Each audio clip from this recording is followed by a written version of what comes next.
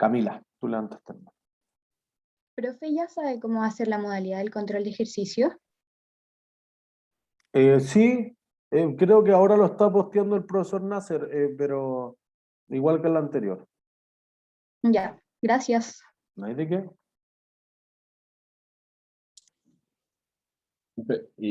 ¿Puedo hacer una pregunta del Ujú. ejercicio 4 de bonos de ejercicio?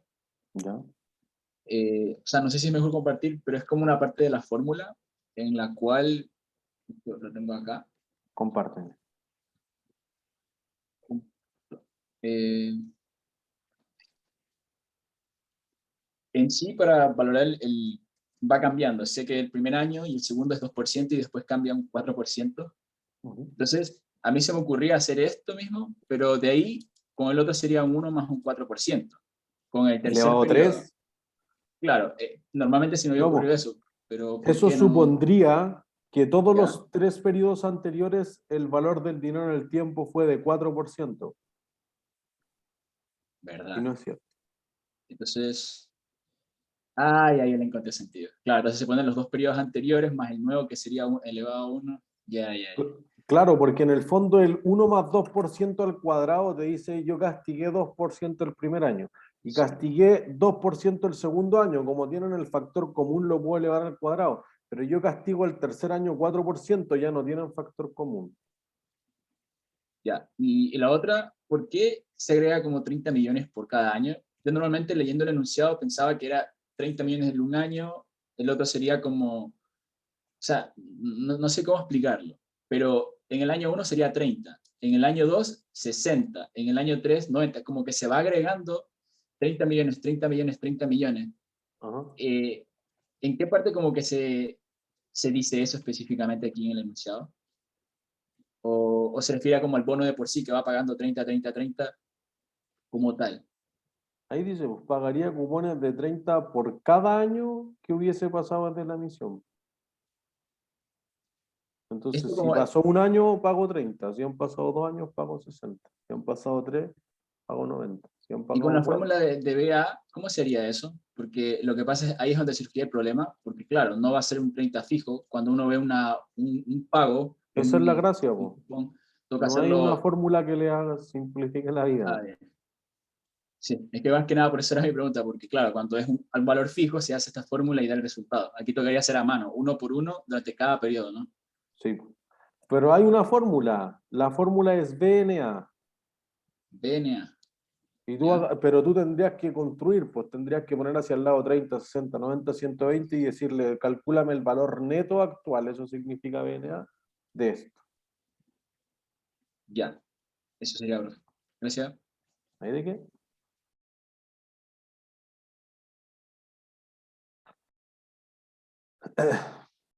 Entonces, ¿alguna otra duda antes de partir?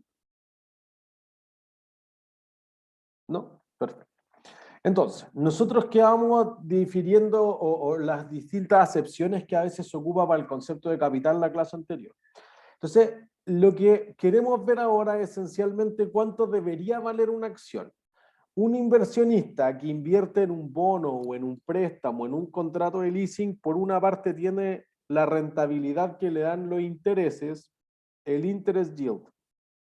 Y por otra parte, hay una parte que tiene que ver con el capital yield, que es el rendimiento por el capital que hay invertido. Por ejemplo, cuando nosotros en bonos mostrábamos los bonos de el Manchester que habían subido del 100 al 110%, entonces alguien dice, oye, me gané 5, 8, 10% en intereses, pero además me gané un alza en el precio de 10%. Similar a cuando en propiedades de inversión nosotros hablábamos de que tú cobras el arriendo, pero además podrías apostar a que la propiedad va a sufrir una plusvalía inmobiliaria y va a aumentar el precio. Entonces el bonista también podría recibir esos tipos de cosas y el accionista eventualmente tiene algo similar. El rendimiento que obtiene por los dividendos, lo que normalmente se conoce como dividend yield, y por otro lado, las ganancias de capital, el alza en el precio de la acción, las capital gains. ¿Sí? Entonces, lo que el accionista espera recibir o las recompensas que alguien recibiría al comprar las acciones es si se hacen distribuciones a los accionistas específicamente con dividendos o si por alguna razón el precio sube y tú vendes más caro de lo que compraste. ¿Se entiende? Y ahí se hace una ganancia en la venta del título. Entonces, cuando el inversionista trata de valorizar cuánto vale eso, valga la redundancia, entonces uno va a decir, mira, el precio hoy, por eso dice P sub 0, se refiere al momento cero del tiempo, debiese ser los dividendos que yo voy a recibir en un periodo más, como cortita esa, en un periodo más, y fíjense que tiene la E porque es esperado. Lo que dijimos es que como el accionista tiene derecho excedente de cobro, no sabe cuánto va a recibir. ¿De qué depende cuántos dividendos vaya a recibir el accionista? Por un punto premio. ¿Y cómo se maneja el mercado? No, De la La utilidad. la utilidad es listo. Un punto al fondo. ¿Sí? Perdona, los siguientes puntos premios vamos a seguir el orden cronológico de levantar la mano, por si acaso. Entonces, va a depender fundamentalmente de cuántas utilidades obtuvo la empresa y cuántos va a obtener, no sé. Ahí sí puede ser que el mercado, que la pandemia, que la economía, que si la chunté al target de la población, traje los productos correctos, tuve buen servicio de postventa, no sé, millones de razones. Pero por eso que es esperado, a diferencia de los cupones, de los bonos, de los cuotas de los préstamos, de los cánones de los leasing que están por contrato, aquí no hay contrato, pues cruzo los dedos y ojalá llegue. ¿Se entiende? Y además tú dices, mira, en un año más, si no me gusta más la acción, podría venderla por un precio esperado, también en un año más. Eso, dado que tú soportas riesgo, el accionista no va a ir gratis, pues si tú me vas a pagar 100 más dividendos de 10, no puedo comprarla en 110, tengo que recibir una rentabilidad, entonces la castigo a una rentabilidad que esté ajustada al riesgo que soporte el accionista.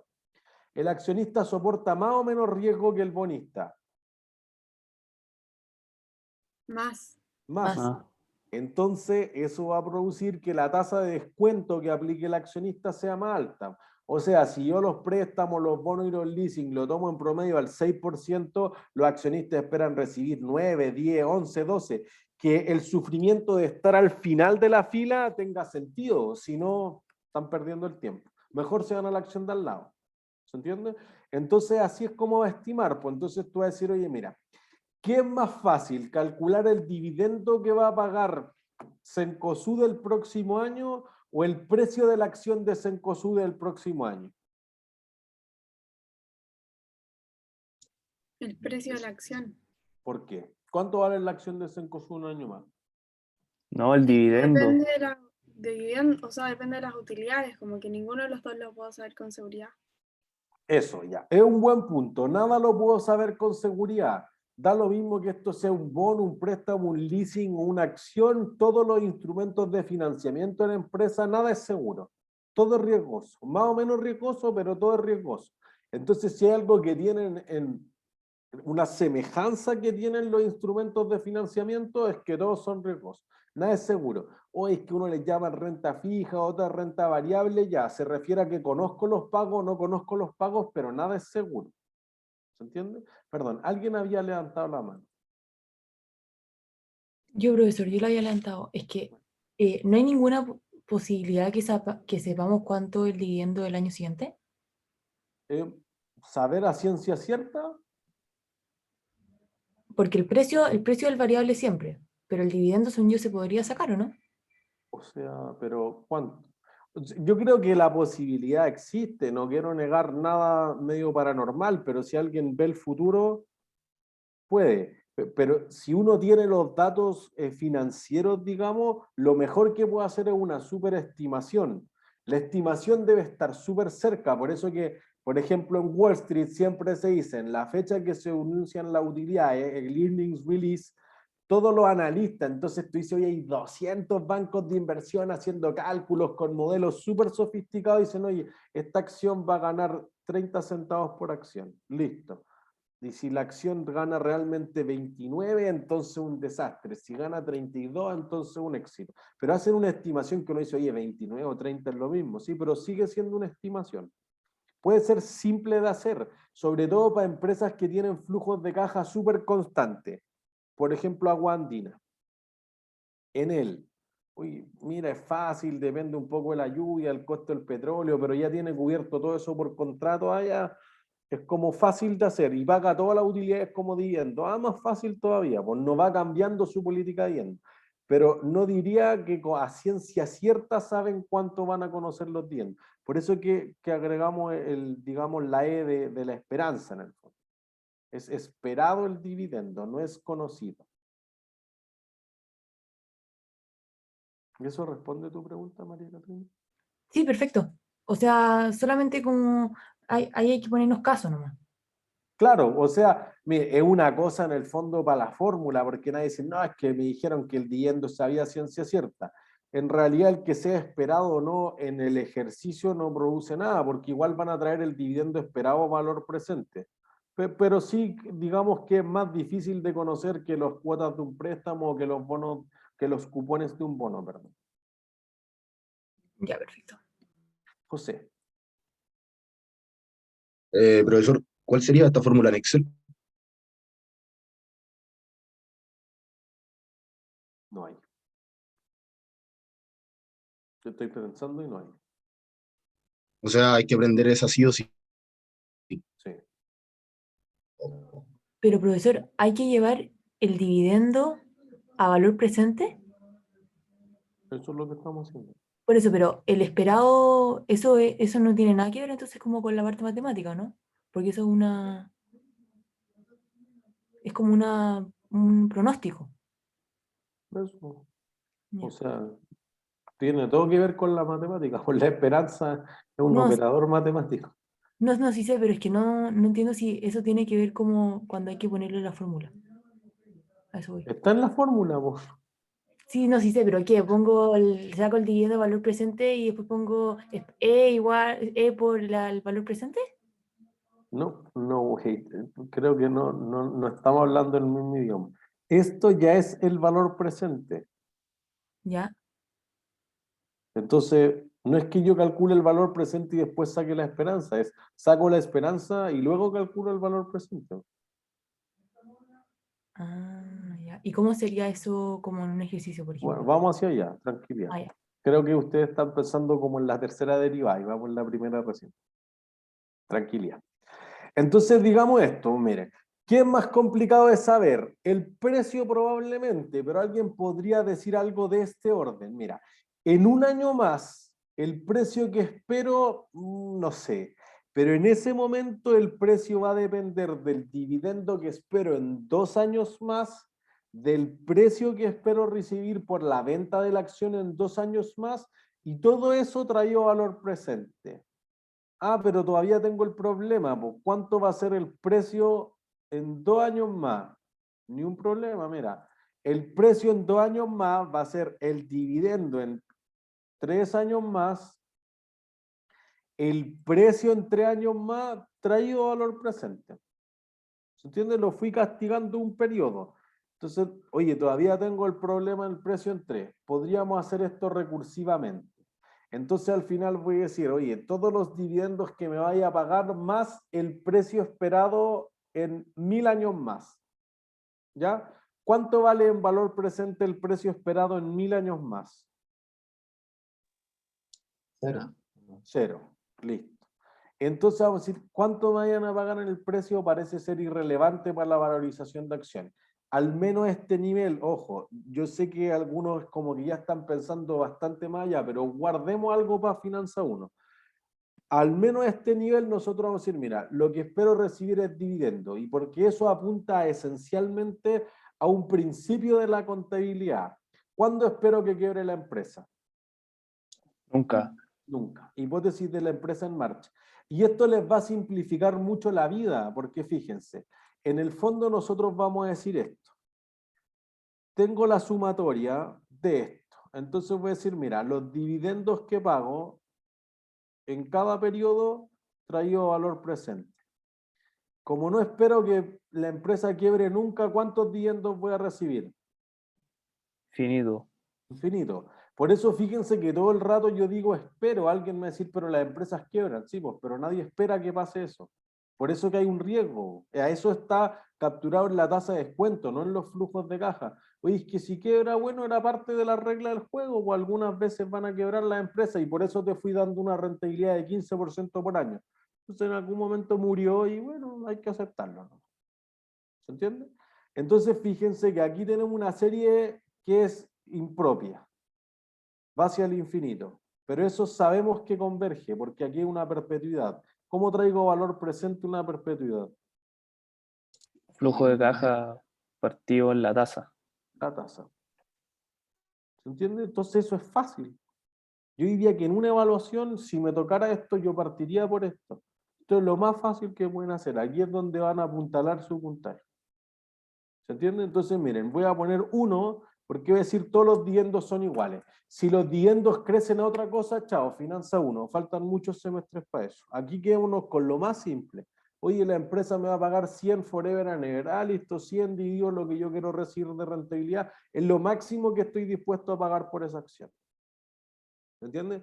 ¿Por qué? Porque el precio, si yo nunca la voy a vender la acción, no lo veo, pues vale 0 en valor presente para ti. ¿Se entiende?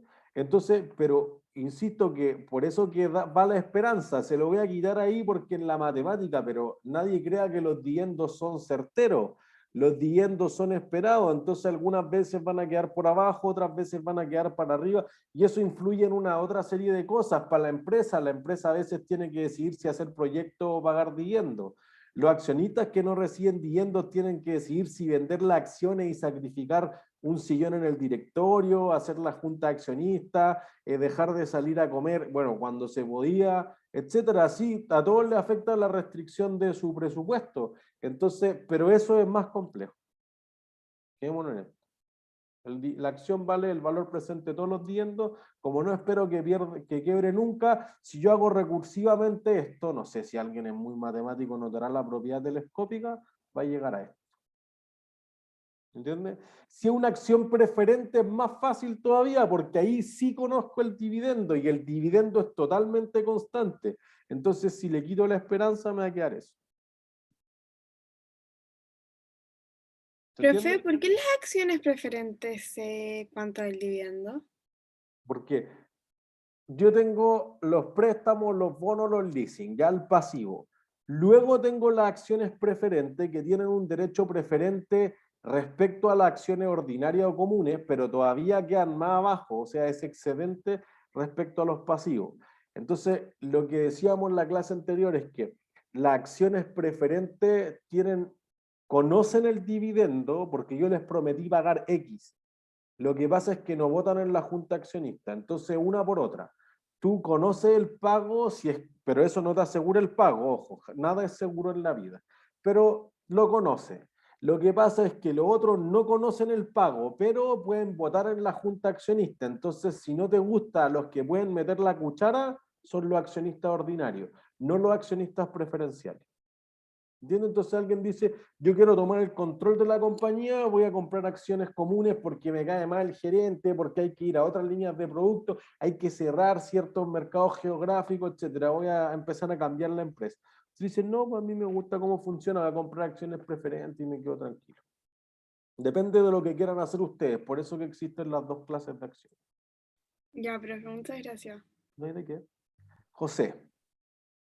Profesor, si la empresa llega a quebrar, las acciones preferentes son las que pagan primero, ¿o no? Es que si quiebra no te queda nada de patrimonio, pues entonces diría que no siempre, pero lo más probable es que no quede nada, ni para los accionistas preferentes ni para los accionistas comunes. Ya, y si la empresa no es que quiebre, pero como que le queda un poco de patrimonio, pero no puede seguir estable, entonces cierra. ¿Cuáles son los pagos preferentes ahí? Como quiénes No, van no puede primero, cerrar, quiénes van segundo. no puede cerrar. Porque si vale algo, ¿por qué cerrarías? Porque el negocio, como se sabe, o es muy probable que quiebre a futuro. Entonces, para no quebrar, lo cierran antes de quebrar. Que esto es un caso que me pasó a mí muy cercano. Es que es raro, pero en ese caso debería tratar de salvar a la empresa.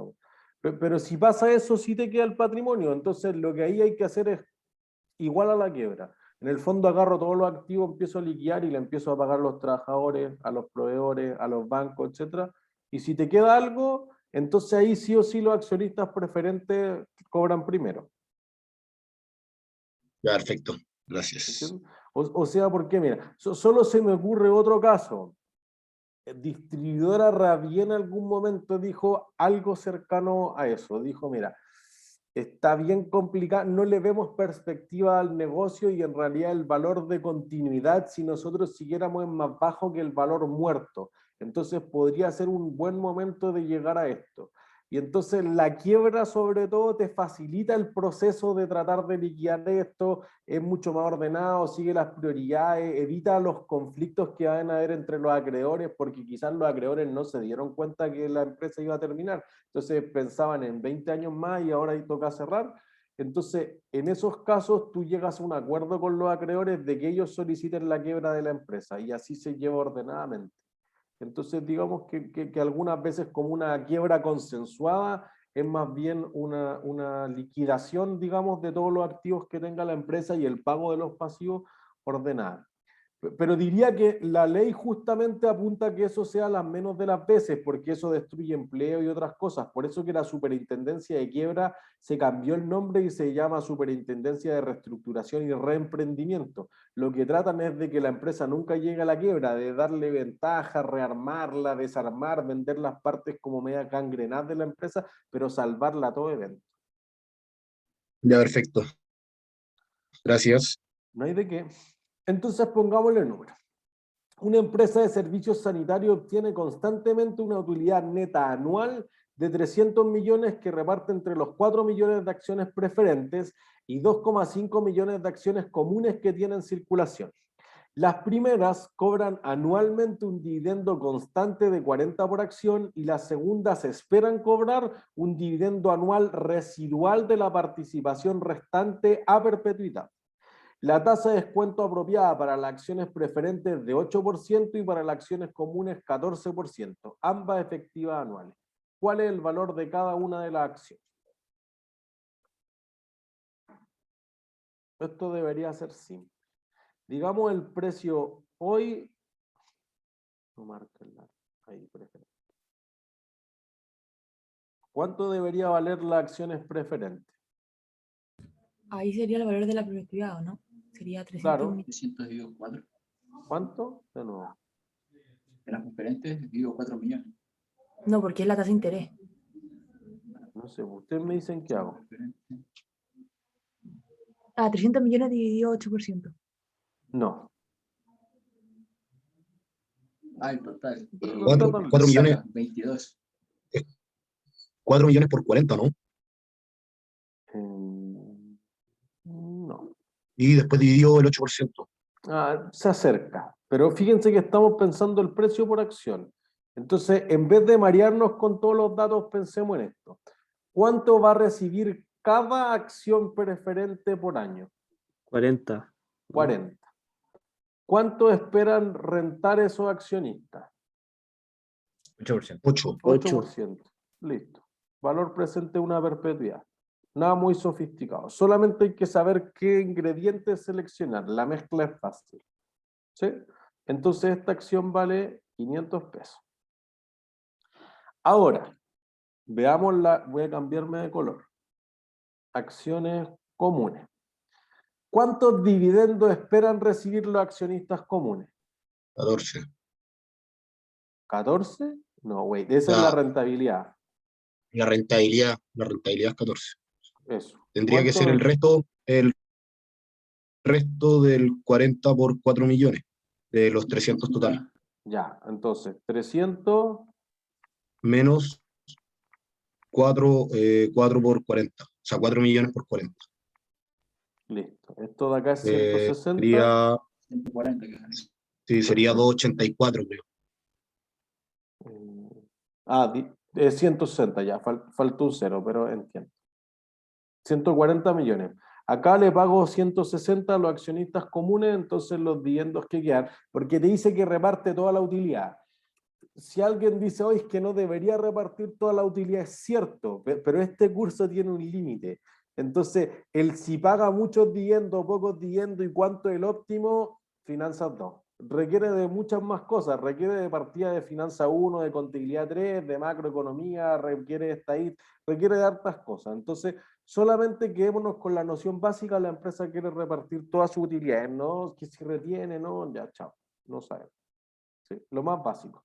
De los 300 palos que hay, 160 van a dar a los accionistas preferentes, 140 van a dar los accionistas comunes. Entonces, el dividendo por cada acción, ¿cuánto va a ser? Acción Los común. 140 dividido los 2,5 quedaría $56. Perfecto. Entonces 2,5 nos va a dar 56. Entonces, ¿cuánto vale cada acción común? Se lo divide para 0,14, o bueno, 14%. Y eso da 400. 400. ¿Se entiende? No es nada muy sofisticado, los números son lindos. Uno esperaría que eso tomara 2-3 minutos en una prueba y tuviera más o menos unos 4 puntos. ¿Sí? ¿Alguien se perdió? Yo, profesor, ¿Dónde? me perdí en la parte, en la parte de arriba, cuando hizo lo de los 300 millones. ¿Ya? Sí. Tengo la utilidad, 300 millones. Esa utilidad se va a repartir primero para los accionistas preferentes y luego para los accionistas comunes u ordinarios que están atrás de la fila.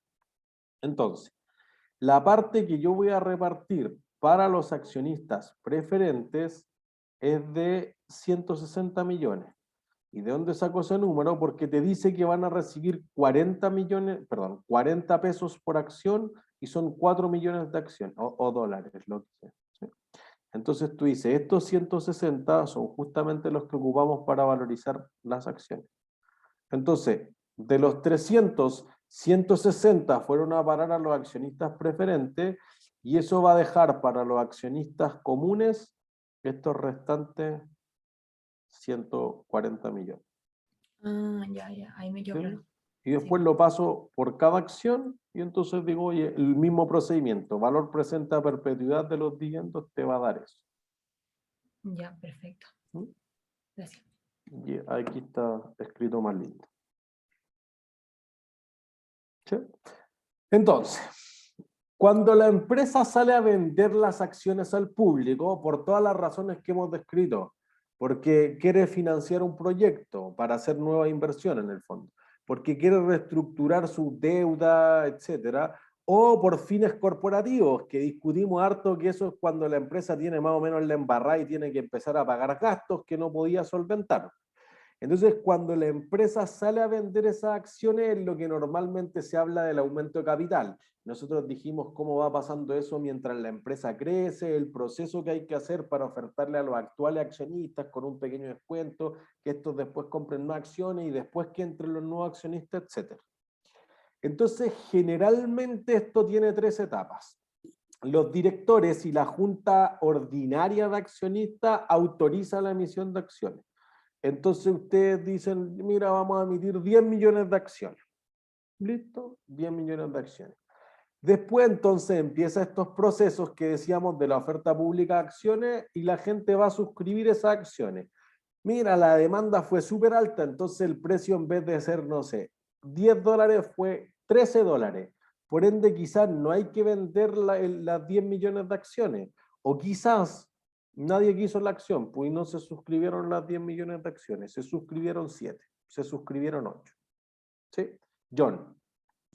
Me surgió una duda, puede ser muy fácil, pero a ver, si hay una empresa que vale $1 millón de dólares y yo vendo 1000 acciones, valdrían $1000 cada una. Ajá. Si quiero vender el 100%, claro, del poder. Entonces, si de una manera u otra la empresa llega a aumentar las acciones, que si en vez de valer 1000, valen 2000, la empresa valdría 2 millones, entonces el patrimonio aumentaría, o sea, el patrimonio sería de 2 millones. Contablemente. Claro. quizás. De Pero- mercado, sí. O sea, mi pregunta es más que nada si la acción es lo mismo que un patrimonio como tal, así, como muy, Sí, es literalmente patrimonio de las acciones. sí. Ya. Contablemente sí. Y de otra Es que manera, lo ¿cómo que se- pasa es que podría pasar esto, mira.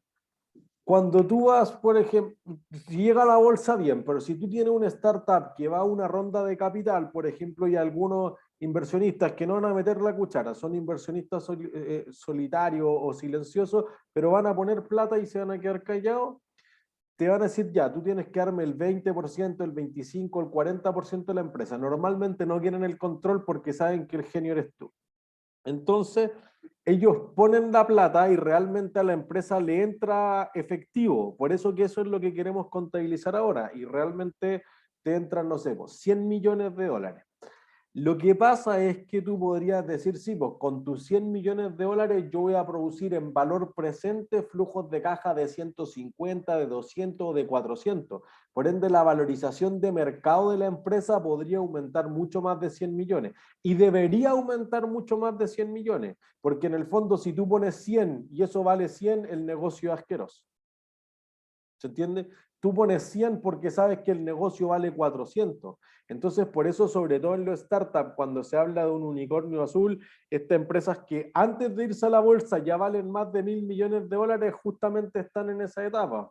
Entonces, las que mostrábamos en la clase anterior, pero Coinbase Pro, por ejemplo, exchange de criptomonedas, o Airbnb, antes de abrirse a la bolsa, valían mucho más en las rondas de capital que los 75.000, 80.000 millones de dólares que valieron cuando se abrieron a la bolsa. Entonces, justamente puede ser que tú pongas 100 pesos, pero quizás el valor de mercado es muchísimo más que 100 pesos. Y te diría que eso es lo que pasa la mayor parte de las veces, porque la contabilidad es de vengada, tú dices, pagué 100. No, pero es que a futuro va a generar tanto allá, pues los accionistas están dispuestos a pagar más, pero en la contabilidad no se ha devengado ninguna cuestión, así que chao. En ese sentido, la contabilidad es más tradicional, voy a decir, conservadora, mira hacia atrás, no mira hacia Claro, adelante. sí. Entonces el mercado siempre, como de hecho una vez vi creo la definición, el mercado siempre mira hacia el futuro, el mercado financiero como tal, mientras que la contabilidad siempre es en el presente o hacia hechos pasados. Tal cual. Sí. No quiero decir que la contabilidad no mira hacia el futuro, porque todo No, lo que claro. hemos hecho con bonos, con leasing y con acciones es traer a valor presente flujos futuros. Lo que pasa es que si el mercado está capturando ciertas cosas que no se han devengado, entonces la contabilidad no lo va a capturar. Por eso que, por ejemplo, en acciones sobre todo hay un indicador que se mira harto, que es el market value contra el book value. En el fondo hay un valor de mercado o a veces enterprise value o price to book también se lee, pero es que tu acción vale en la bolsa 200, por ejemplo, y en tu contabilidad vale 100. Entonces eso es 2 veces. Sobre todo para lo que se llaman las growth stocks, para las empresas de hipercrecimiento, contablemente no valen nada, pero tienen un futuro brillante por delante. Entonces en la bolsa valen mucho y eso puede ser 5 veces, 10 veces, 30 veces, 50 veces. Coinbase Pro tiene un múltiplo así ridículo en esa cosa, porque contablemente tiene 1.500 millones de dólares en patrimonio, pero tiene 75.000 de valor en la bolsa. ¿Entiendo? Entonces, mientras más cosas tú esperas en el futuro, pero que todavía no lo ha capturado la contabilidad, se va a hacer esa diferencia. Y les diría que para atingente este curso, eso tiene que ver con los activos intangibles. El futuro brillante es un intangible, lo que pasa es que la contabilidad es incapaz de capturar el valor de ese intangible. Ya, profe, me quedó clarísimo. Muchas gracias. ¿No hay de qué? Santiago. Profesor, en ese caso, entonces, cuando se habla del unicornio o del valor que tendría la empresa para fines como de hablar en el mercado, ¿se habla del valor de mercado o del valor de libros, como en los 1.000 millones? Se habla del valor de mercado, pero realmente no hay un mercado, o sea, no es un mercado público. Tú lo puedes vender en la ronda de inversionistas, pero todavía no se transa en una bolsa. Entonces te diría que hay un fair value, pero no un fair value de nivel 1. El precio de la bolsa no hay. Ah, pero hay un valor similar, sí, más o menos, nivel 2. O inclusive traje a valor presente los flujos de caja que va a generar la empresa, sí, un nivel 3. Todavía un fair value, pero no es como Falabella, por ejemplo, tu acción no está en la bolsa. Ah, perfecto. ¿Alguna otra duda? Perfecto. Entonces, autorizamos 1 millón de acciones, 10 millones de acciones. En realidad, por cualquier razón, porque las acciones se pusieron súper caras, porque nadie las infló, no se suscribieron todas. Y entonces se suscribieron 8 millones de acciones. Y realmente a pagar fueron menos acciones que esa. Entonces te pagaron 6 millones de acciones, por ejemplo. Eso tiende a ocurrir en la práctica. Entonces los inversionistas se comprometen, sí vamos a pagar. Uy, nunca pagan. ¿Entiendes? Y eso podría tomar mucho tiempo. Entonces, inclusive las empresas, sobre todo porque acuérdense que para salir a buscar financiamiento, las compañías tienen que hacer un roadshow. Y el roadshow es este proceso en el que yo convenzo a todos que la empresa es genial, le muestro los números, lo invito a comer, hago presentaciones, etc. Y, oye, inviertan 50 millones de dólares en la empresa. Bueno, como ese proceso toma tiempo, tiene costos legales, tengo que pagarle al asesor, tengo que inscribirlo en el regulador, en nuestro caso en la Comisión del Mercado Financiero, entonces a veces las empresas dicen, mira, voy a inscribir 10 millones de acciones, pero no necesito los 10 millones, necesito 7 o necesito 8. Entonces, si tú autorizas más acciones es porque a futuro digo, oye, si surge un proyecto en 2 años más, ya tengo todo el trabajo hecho. Entonces, bien, es harto más simple. Yo publico en el diario, digo, oye, mira, vamos a emitir 1 millón de acciones extra con cargo a la línea de hace 2 años que no habíamos vendido todavía. Ah, ya, yo lo compré hace 2 años, no ha ido excelente, compro al tiro. No tengo que volver a hacer todo el proceso legal, digamos, y comercial para volver a colocar eso. ¿Entiendes, José? Sí, profesor, eh, ¿qué ganan las empresas que cuando los grandes accionistas de los equipos de fútbol rematan sus acciones? ¿Qué ganan las empresas, estas empresas chinas, mexicanas, que las compran si al final los equipos siempre sus utilidades son negativas? De que tienen otras razones para comprarla. Creo que justamente eso es lo que vamos a discutir el martes, pero en el fondo uno con el dolor de mi corazón ve que Azul Azul tiene puras pérdidas con excepción del año pasado y no sabría por qué alguien le compraría su 63% a Carlitos Gel. Puede ser una razón emocional, pero creo que lo que apunta es al concepto del goodwill. Alguien realmente tiene la convicción que cuando él tome el control de la empresa va a cambiar todo, va a recortar costos, va a subir los ingresos, va a hacer no sé qué cosa y todo va a mejorar. Entonces hay una esperanza genuina de que el futuro es más brillante. Que después eso no sea así es lo que dice la experiencia, pero como que yo le dijera, oye, a la mitad de ustedes les va a ir mal en la prueba, nadie cree eso. Todos creen que les va a ir bien, pero eso solo a la mitad les va a ir bien y a la otra mitad les va a ir mal. Entonces, cuando las empresas, sobre todo en las fusiones, por ejemplo, son demasiado positivas, entonces después las empresas tienen que empezar a hacer deterioro porque dicen, no, es que si fusionamos Fox con Disney, oye, vamos a juntar una cuestión así brutal, entonces ahora sí que podemos hacer todas las películas como eran los cómics. Entonces Marvel sí puede meter a todos los X-Men, puede meter a todos los Cuatro Fantásticos, los puede meter a todos. Sí, el presupuesto de esa película es 2.000 millones de dólares. Ah, no, entonces no. Ah, pero ¿no se te ocurrió eso cuando compraste Fox por 68.000 millones? No, es que como se lo iba a llevar la competencia y nos pusimos a pelear y se empezó a levantar esto, sí, se levantó de 40 a 68.000 millones de dólares. Ah, tienen razón, en retrospectiva no fue tan buena idea, pero en la calentura todos terminan sobrepagando. Entonces, por eso que hay un efecto súper estudiado en finanzas, sobre todo, que las empresas compradoras tienden a bajar después, pero las adquiridas tienden a subir, porque como a la que voy a comprar parece espectacular, sí, pues porque a esa la están comprando cara, pero la que está desembolsando la caja está comprando caro, entonces mal negocio para la que compra, es buen negocio para la que vende. Y eso ha pasado muchas veces en la historia, documentadamente.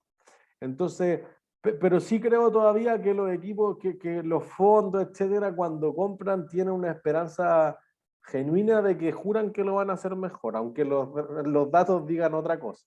Y si no, diría que es parte de lo que se llama behavioral finance o behavioral economics, que es que una estupidez nomás, pues y los mercados actúan irracionalmente. ¿Se entiende? Entonces, no sé, hay muchos estudios en economía, sobre todo en economía del deporte, que está siendo un área importante, en que tener el estadio no tiene mucho sentido para algunos equipos, pero si tú tienes un estadio concesionado, por ejemplo, en Estados Unidos es típico que voy al MetLife Stadium. Oye, MetLife puso una cantidad brutal para que se llamara así el estadio de un equipo de béisbol, etcétera, y eso crea una lealtad y trae ingresos por otra parte, etcétera, como que son evaluaciones distintas. Pero yo creo que los que van y toman el control de los equipos de fútbol creen que lo van a hacer mejor.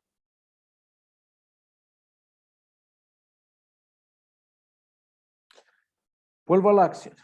Entonces, tengo las autorizadas, tengo las suscritas y tengo las que pago. Entonces, habitualmente las acciones en Chile sobre todo no tienen un valor nominal. Oye, voy a vender acciones. ¿A cuánto? No sé. Pues mira, la valorización es más buena esta, pero legalmente no fijo un precio. Eso es lo más normal en Chile. En Estados Unidos, ponerle un valor es lo legal y tiene que hacerse en una parte significativa de los estados. Entonces depende de cada regulación. Por ende, la empresa sí tiene un valor nominal o valor par en la misma idea de lo que se hacía con bonos. Entonces la empresa dice, oye, yo voy a vender las acciones por $100, ya listo. Y si las coloca por 120, como que tiene un excedente. Pero si no, entonces la tratan de fijar en general al precio más bajo posible, el valor nominal. Porque si tú dices, oye, yo la voy a vender a 120 y la vendí por 110, como que se hace un poco el ridículo. Entonces, por ejemplo, el Citi fijaba el valor nominal de sus acciones a 1 centavo cuando las acciones valían en el mercado $80. Entonces tú dices, oye, es difícil que la acción se venda por menos de 1 centavo. Entonces sí o sí va a quedar con esta prima, con este excedente, con este sobreprecio o premio en el pago de las acciones, por si acaso. ¿Sí? Cuando tú entonces estás logrando vender las acciones, es el que te entre caja lo que produce el aumento del patrimonio. Igual que cuando dijimos, oye, los bonos, si nadie te pasa la caja, no hay un pasivo. Por eso subimos el prospecto de los bonos de Casino Dream, si tienen el Excel, para que jueguen con el precio y todo. Si en realidad nadie me pasó el efectivo, no hay ninguna obligación. Por eso que aquí el que se autoricen las acciones y que alguien diga que las va a pagar, es decir, que las suscriba, no crea nada en el patrimonio. Lo que crea el patrimonio es que le entre caja a la empresa u otra cosa. Te podrán pagar en especie. Entonces ustedes van a una sociedad y dicen, oye, yo pongo 2 camiones, otro socio pone el terreno, otro tiene un contrato y otro tiene una idea y va a trabajar. Ah, ya listo. Y ahí hacen la sociedad. Pero en general, y solo para efectos de este curso, lo vamos a simplificar a que te pagan en caja. ¿Sí? Entonces la entrada de caja es lo que hace el aumento del patrimonio. Cuando autorizan las acciones, entonces tú vas a aumentar una cuenta que se llama acciones con un cargo y vas a abonar el capital social. La cuenta de acciones es una contracuenta de patrimonio. Por ende, si aumento acciones y aumento el capital social, ¿en cuánto aumenta el patrimonio total?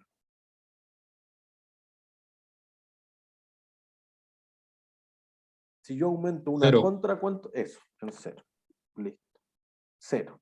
Luego entonces, cuando los accionistas suscriben las acciones, yo aumento una especie de cuenta por cobrar de los accionistas, que es la cuenta justamente de accionistas, y reduzco las acciones que están por venderse. Pero de nuevo, una contracuenta de patrimonio contra otra contracuenta de patrimonio tienen un cargo y un abono. ¿En cuánto aumenta el patrimonio? 0. 0.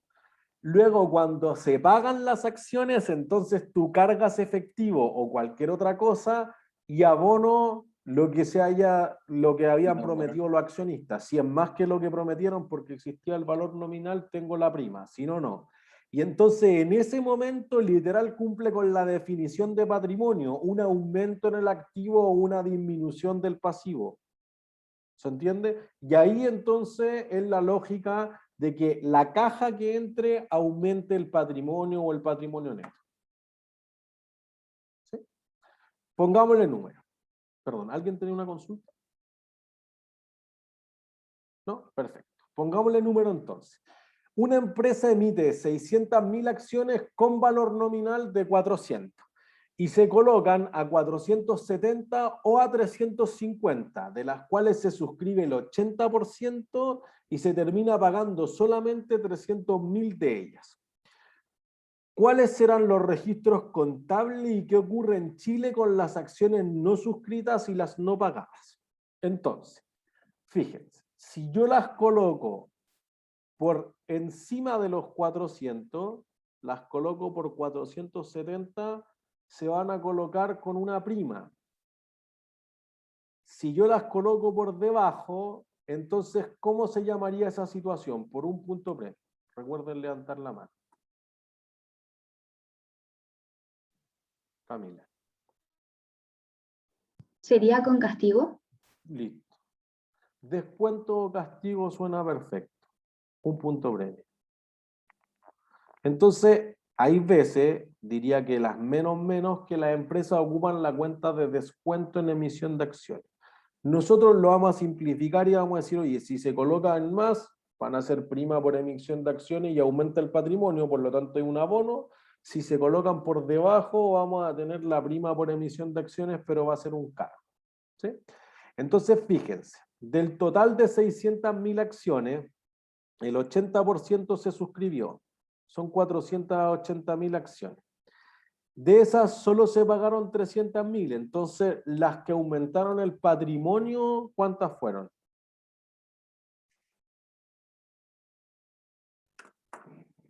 ¿240.000? ¿Cuánto? O sea, el 80% de eso, 240.000. No.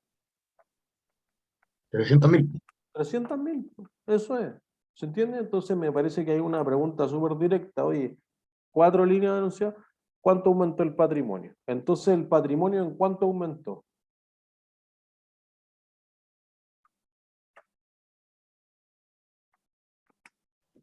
En 300.000 por el valor. ¿Qué valor? Felipe. Creo que podría ser el No precio se había vendido. promedio entre 470 y 350. Bueno, ya, si se hubieran vendido a distintos precios, lo más probable es que sea el promedio. Pero si no, claro, hacia eso íbamos. O sea, si yo vendí 300.000 a 470, esa es la caja que te entró. Pues si yo vendí 300.000 a 350, esa es la caja que te entró. ¿Se entiende? Entonces, a lo que yo haya querido, a nadie le importa. El patrimonio es medido contra el efectivo que te entre. ¿Sí? Entonces, fíjense. Autoricé 600.000 acciones a 400.000 cada una. Entonces, fíjense que por un lado, aumenté el capital social por 240 millones, 600.000 por 400, y aumenté las acciones por 240. ¿En cuánto aumentó el patrimonio? Cero. Perfecto. Después de eso se suscribió el 80%. Entonces, el 80% de la acción eran 480.000 a 400 cada una, aumenta las acciones, disminuyen, perdón, y los accionistas aumentan esta cuenta por cobrar que tienen. ¿En cuánto aumenta el patrimonio? Cero. Cero, listo. Lo que aumenta el patrimonio está acá. Efectivo, 300.000 acciones a 460 te da 141 millones. Como yo pensé que cada una de esas acciones se iba a vender a 400 pesos, los 300.000, entonces el capital social o lo que me debían los accionistas era de 120. Por ende, el excedente se va a colocar por 21 millones. ¿Entiendes? Entonces ahí prima en emisión de acciones, sobreprecio en emisión de acciones y a veces capital pagado en exceso son todos sinónimos. Lo que les sea más intuitivo, bienvenido sea porque se ocupan los tres. En el fondo es como cuando uno en la introducción a la contabilidad habla de inventario, de existencia o de mercadería, son sinónimos. John. Eso de ahí no se le podría llamar, por si acaso, ajuste o valor razonable, porque pensaba que iba a valer algo y como en el mercado valió más. Pero si fuese ajuste a valor razonable, entonces eso sería una ganancia.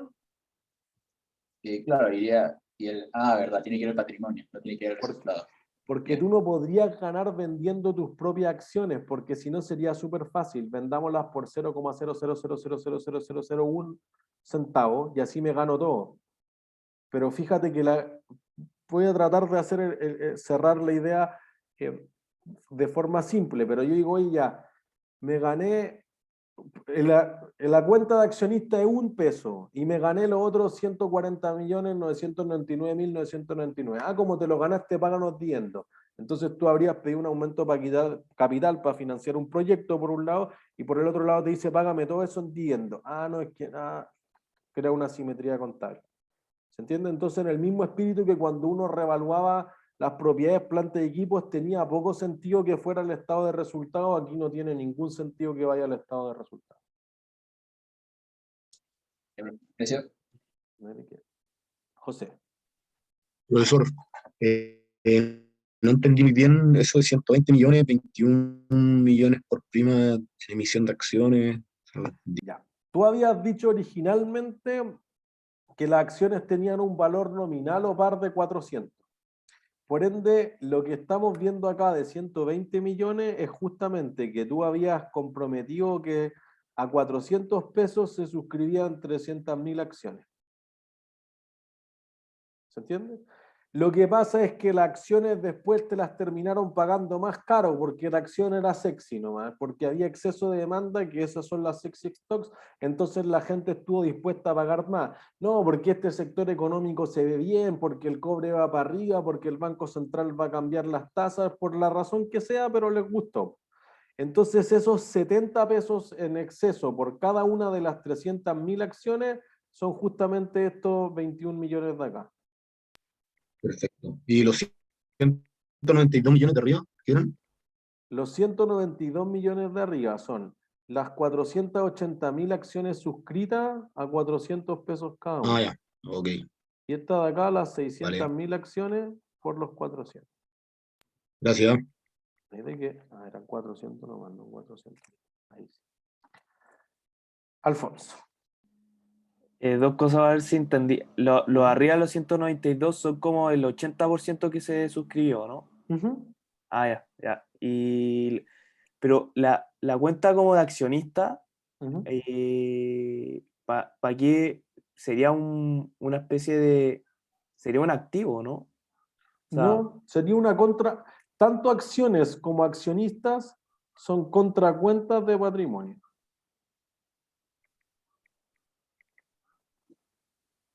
Te sirve como para llevar registro. La empresa en realidad tiene un auxiliar, un mayor, un analítico, si quieren, son todos sinónimos, que abre y dice, mira, nosotros hemos autorizado 10 millones de acciones, se suscribieron 9, se han pagado tantas. Cuando pase 3 años, dice la ley de Chile, los que no hayan pagado, chao, para la casa. Y quemo esas acciones y no existen. Pero la empresa lleva este registro de, oye, es que Alfonso no ha pagado sus acciones, lo llamamos cada 3 meses, cada 6 meses, y si después no las paga, no las pago nomás y chao. Se eliminan del registro accionista. Pero sí puede ser que tú digas, oye, yo voy a tener más acciones de las que quiero colocar ahora porque voy a emitir un aumento de capital una vez al año. Quizás tú estás construyendo, por ejemplo, en una inmobiliaria, estoy construyendo un parque así por etapas, entonces hago un edificio al frente al principio. Después la fase 2, sobre todo en la playa, así como yo voy a construir un condominio, entonces no quiero vender toda la acción ahora, pero no quiero darme la lata del proceso de inscribir esto legalmente todas las veces, pues entonces vendo acciones un año, después cuando necesite construir la fase 2, invierto otro año y después al tercer año vendo todas las que faltan. Después de 3 años, en el caso de Chile, ya no te deja, dice que hay que cortarla.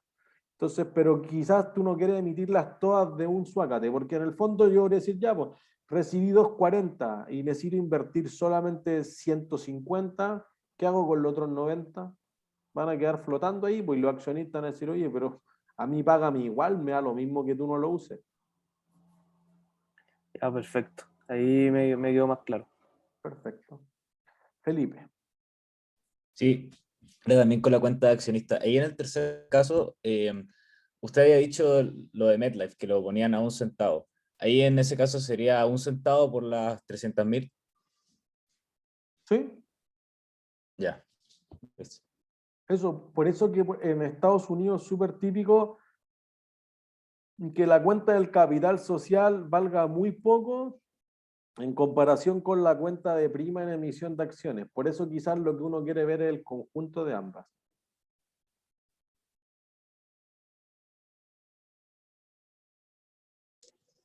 Esa palabra de prima o castigo, ¿de dónde salió? Yo lo busqué en la lectura y no lo encontré.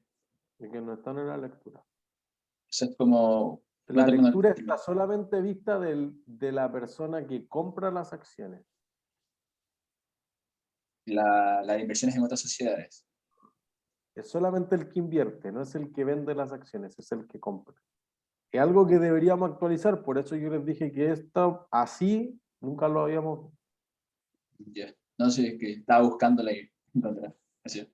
Ajá. Jaime. Una pregunta, en el segundo, ¿qué significa que se suscriban los accionistas? Ah, que tú me dijiste, ya yo voy a comprar tanta. No, Pero no, no se concretó, o una no sé. parte no se concretó. Eso, podría ser una promesa en falso en el fondo. Tú me dices que las vas a suscribir, no porque tú tengas la intención de no suscribirla. Puede ser que después tú dices, oye, yo prometí comprar a 400 y ahora la acción va en 50, está todo quebrada la empresa, no sé. Po. O puede ocurrir otra cosa, o no sé, pues, te estás separando y el divorcio te salió más caro y ahora no tenés plata para suscribir todas las acciones que dijiste, ¿no? Y las que no se, o las que no se compraron, se tiene que reversar la cuenta, ¿no? Tal cual. Voy hacia allá. Gracias, profe. Si yo las compro por debajo del valor, entonces ocupamos la prima en emisión de acciones para el otro lado.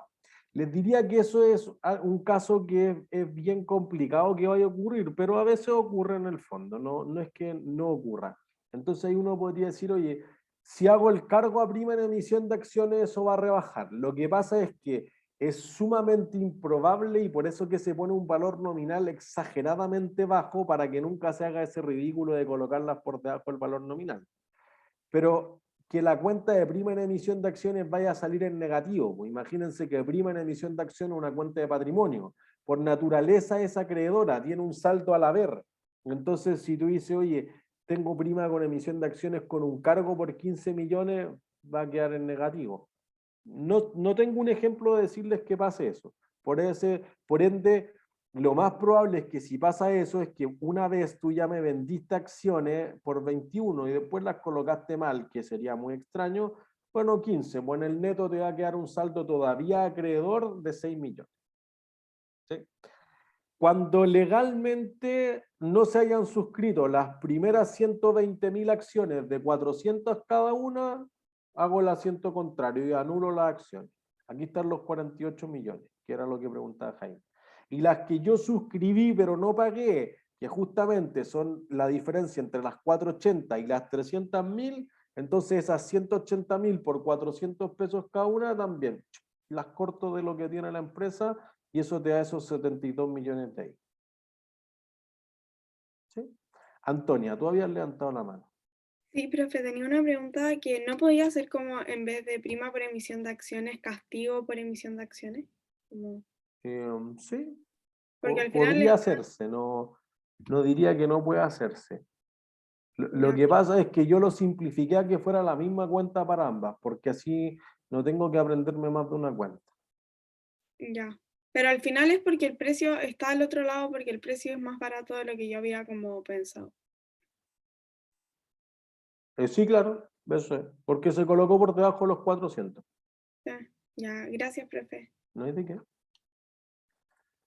Entonces, con esos últimos dos asientos eliminamos legalmente la parte que nunca se suscribió. ¿Sí? Entonces, digamos que aquí tenemos el resumen, por lo que les decía, si quieren ocupar la cuenta de capital pagado en exceso, prima por emisión de acciones o sobreprecio en colocación de acciones, todo sinónimo. Entonces, de las 600.000, suscribí 480, las no suscritas son 120, entonces debo anular los 48 millones faltantes. Y de las suscritas, que era el total, que debieran haber sido pagadas, solamente se pagaron 300.000.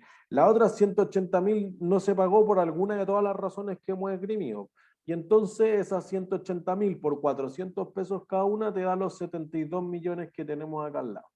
Que ahí debería decir valor por anular. Voy a corregirlo al tiro para que después la versión definitiva lo diga y no la embarre yo. No la embarré. Blanco. ¿Sí? ¿Es claro para todos? ¿Se puede volver un poco a la diapositiva donde estaban los asientos de la cancelación? Aquí. Ya, gracias, profe. ¿No hay de qué? Entonces, qué estupidez.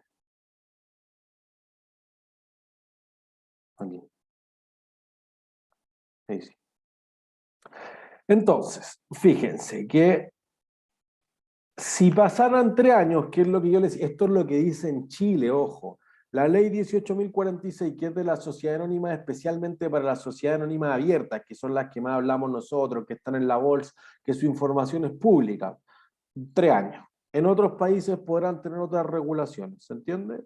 Entonces tú emites las acciones, se suscriben y se pagan. Si no se emiten esas acciones que están autorizadas, chao.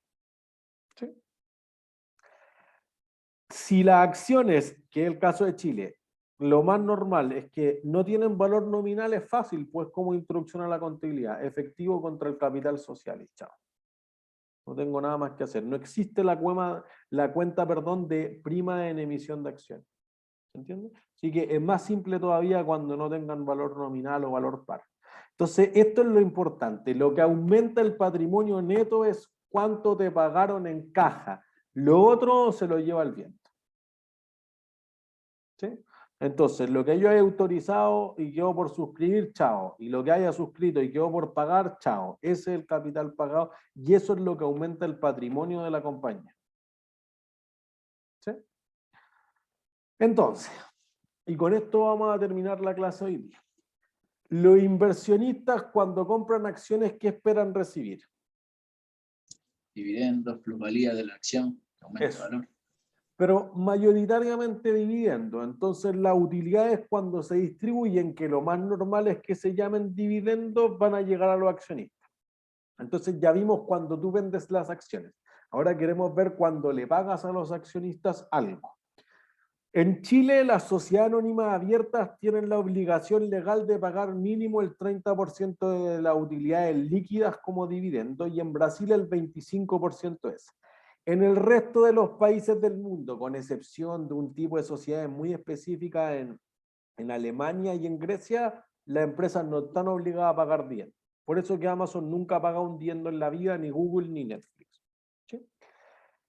¿En qué momento del tiempo ustedes pagarían los dividendos? ¿En qué momento del año?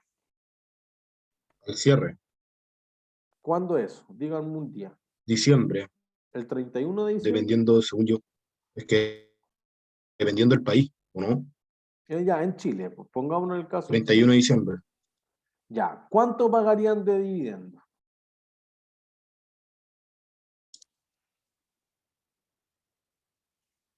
No más de un, no sé, no más de un 40, porque igual eso tiene que ir Depende de la acción o no. Bueno, por ahí va. O sea, si yo soy aguandina y ustedes me pagan 40%, ustedes quedan 60% el otro día. Pero si yo soy una empresa de hipercrecimiento y ustedes me pagan 40%, al otro día también quedan 60%, pero es porque fue mucho. ¿Cuánto pagar? Es una pregunta que no debiesen ser capaces de contestar en este curso. Al final de Finanzas 2 quizá uno sí esperaría esa respuesta. Pero al 31 de diciembre no puedo porque no sé cuánto fueron las utilidades. Yo no chasqueo los dedos y aparece la contabilidad, hay que hacer provisiones y todo. Y sobre todo para que sea creíble esa contabilidad, ¿cómo debe ser? ¿Cómo debe estar de esos estados financieros? consolidado. No sé lo que es consolidado todavía. O sea, ¿cómo Trasciende se llama? nuestro objetivo de aprendizaje. Cuando hacen las presentaciones de los estados financieros cada Ya, trimestre. pues, pero alguien los tiene que firmar. ¿Quién Claro, avala esos estados auditorado. financieros? Auditados, pues eso tiene que ser. Porque si lo firmo yo, nadie me conoce, tiene que haber una firma auditora que dijo, oye, yo revisé todo y los activos más o menos están dentro del rango que hice. Entonces, para que pase eso, sobre todo la sociedad anónima, no es al 31 de diciembre, entregan más o menos todo en enero y se toma enero, febrero, hasta el 31 de marzo dice la Comisión del Mercado Financiero, pero las grandes empresas que tienen operaciones muy complejas en varios países, Cencosud, Falabella, Latam Airlines sobre todo, primeros días de abril siempre piden exenciones. Entonces, hay una fecha que es la declaración de los dividendos. Cuando tengamos esos estados financieros y vayamos a la Junta de Accionistas y lo haya aprobado el directorio, 30 de abril, no, 10 de abril quizás, ¿ya? Entonces yo voy a decir, listo, están declarados los dividendos. Estos dividendos los van a recibir los que compren acciones hasta el día 20 de abril. Listo, esa es la fecha de cierre. Pero las listas de accionistas no se actualizan automáticamente. Entonces eso puede tomar legalmente hasta 3 y 5 días. Por ende hay una fecha en que los que compren esa acción va a excluir el dividendo y esa es la fecha ex dividendo. Entonces eso no va a ser el 20 de abril, va a ser el 25. Y luego entonces el dividendo se les va a pagar a todos físicamente o digitalmente, pero el 4 de mayo. Esa es la fecha real de distribución. ¿Se entiende? Y entonces eso hace una diferencia significativa. Por eso, y con esto cerramos la clase, los pagos que se hacen a los accionistas podrían provenir de los dividendos, pero podrían haber otras cosas que vamos a ver en la próxima clase. Entonces, lo más habitual son los dividendos en efectivo y de esos podrían estar los regulares, los que nosotros hemos dicho que se van a incluir dentro de la valorización de las acciones. Y por eso que alguien puede decir, oye, pero si me paga una vez al año se demora mucho. Entonces lo que hacen las empresas habitualmente es pagar dividendos provisorios. Entonces dice, mira, yo al 31 de marzo del año, al 30 de junio, al 30 de septiembre te voy a anticipar 10 pesos por acción. Y después, cuando lleguen los estados financieros definitivos, te pago un dividendo definitivo. Entonces si te di 10, 10, 10, y el total de los dividendos debiese ser 48 contra estados financieros ya auditados, sacramentados, entonces el definitivo va a ser la diferencia, los 18 que faltan. ¿Se entiende? Esos son los dividendos que uno debería incorporar en la valorización de la acción, porque los otros son por otras circunstancias que no esperan repetirse para la empresa. Por ejemplo, en los supermercados el año pasado tuvieron un año literalmente extraordinario. Entonces ellos van a señalizar que si los dividendos que pagan en ese año, hay una parte que es regular, la parte que yo espero que se siga repitiendo a futuro, pero hay una parte que nunca más va a ser. Eso se va a anunciar, hay una señal que envío aquí al mercado como dividendo extraordinario. Un dividendo de liquidaciones que Uber vende Uber China a Didi y dice, mira, como liquidamos esta filial horrible y vende la operación en Colombia, te vamos a pagar un dividendo one time.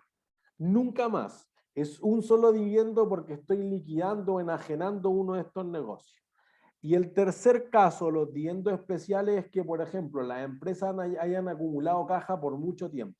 Microsoft, Apple, etcétera, que han tenido rentabilidades brutales y que tenían la caja por si acaso habían proyectos y de repente se dieron cuenta que no habían proyectos, dicen, mira, nosotros vamos a pagar 100.000 millones de dólares en dividendos, pero un dividendo especial. No todos los años te voy a pagar estos 100.000 y por eso te declaro que es especial para que sea claro que no debería incorporarlo en la valorización de las acciones permanentemente. ¿Dudas?